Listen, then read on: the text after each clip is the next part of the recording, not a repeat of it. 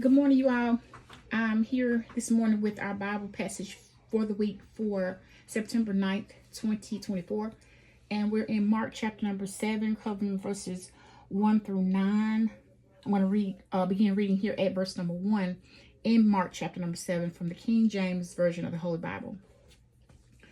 Then came together unto him the Pharisees and certain of the scribes, which came from Jerusalem. Verse 2.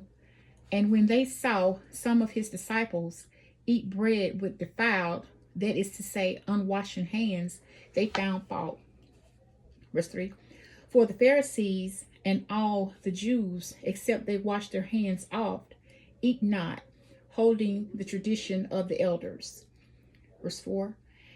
And when they come from the market, except they wash, they eat not, and many other things there be which they have received to hold, as the washing of cups and pots, brazen vessels, and of tables. Verse 5.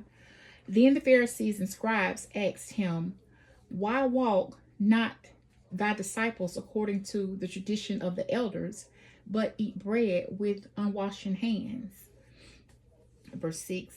He answered and said unto them, Well hath Esaias prophesied of you hypocrites, as it is written, This people honoreth me with their lips, but their heart is far from me. Verse 7.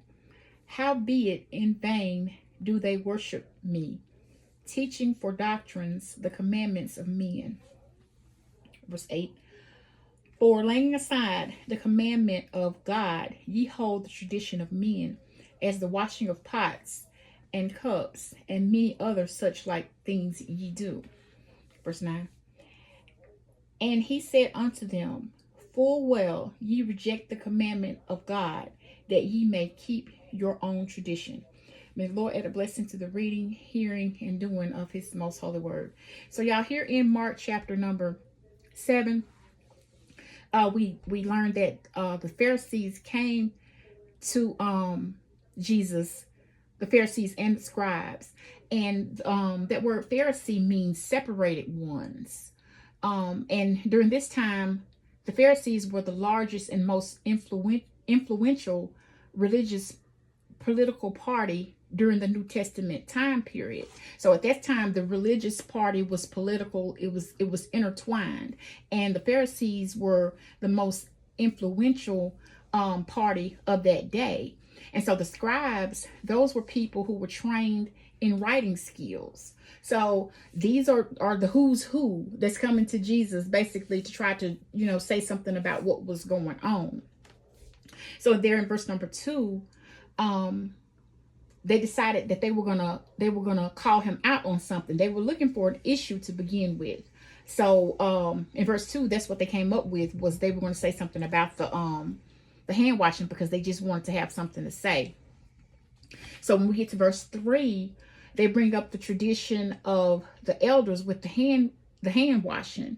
So now we on hand hygiene. So there again, just looking for any kind of excuse to be able to have something to say.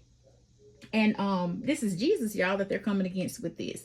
So if he had to go through it, people trying him and trying to say this, that, and the other about what he was doing, what do we expect? We're going to have those same types of issues.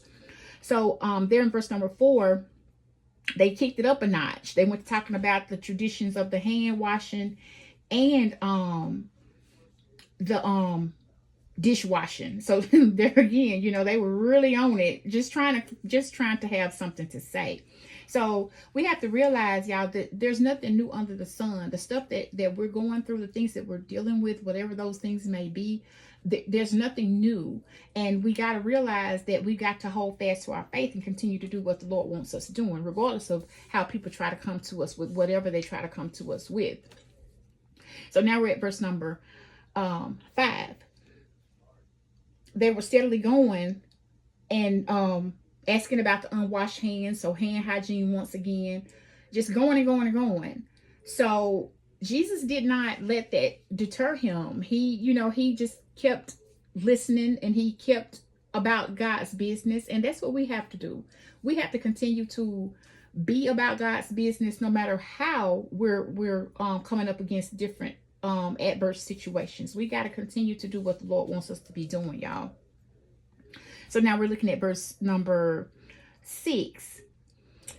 That's when Jesus clapped back, basically. He quoted Isaiah, who is the prophet Isaiah, and he was talking about how the prophet Isaiah had called the Pharisees out for being hypocrites. So from the Old Testament up until now, there have always been hypocrites. There always have been ones that say one thing and do another. There have always been ones that try to call people out on stuff to try to make some type of ruckus about what someone is trying to do for the Lord. So we can be encouraged on today, y'all, that from the Old Testament up until now and on throughout time, there's going to be these type of situations, but God is in control. God is the one that makes the rules. He's the one that puts us to doing whatever it is that he desires for us to be doing. So verse number 7, Jesus speaks about the vain worship. You know, people being more concerned with the traditions of men than they are with actually worshiping God. So we don't need to be getting caught up in these different traditions. We need to be focused on real worship to the Lord. We need to be focused on real obedience to the Lord. That's what it has to be about. So now we're moving on down, y'all. In verse number 8, Jesus speaks on how they had let go of the commandments of God for the traditions of men. They're wanting to hold on to human traditions, and that is not what we're supposed to be doing. We're supposed to be following through on the commandments of God. We're supposed to be focused on what God desires, and we can't be worried about all this other extra stuff. So our final verse that we read this morning, verse number 9, has Jesus further speaking about the commands of God being put aside for human traditions. So this is what we need to avoid. We don't need to be getting caught up in this human stuff. You got to wear whatever, you got to do this or that. From a human standpoint, we need to be focused on obedience to God. We need to be focused on doing what it is that the Lord wants us doing. So this morning, you all, our Bible passage of the week came from Mark chapter number 7, verses 1 through 9. I shared from the King James Version of the Holy Bible, and I hope this has been a help to someone on today. And just want to let us all know to continue in prayer and continue to focus fully on God and his word. Y'all enjoy the rest of y'all's week.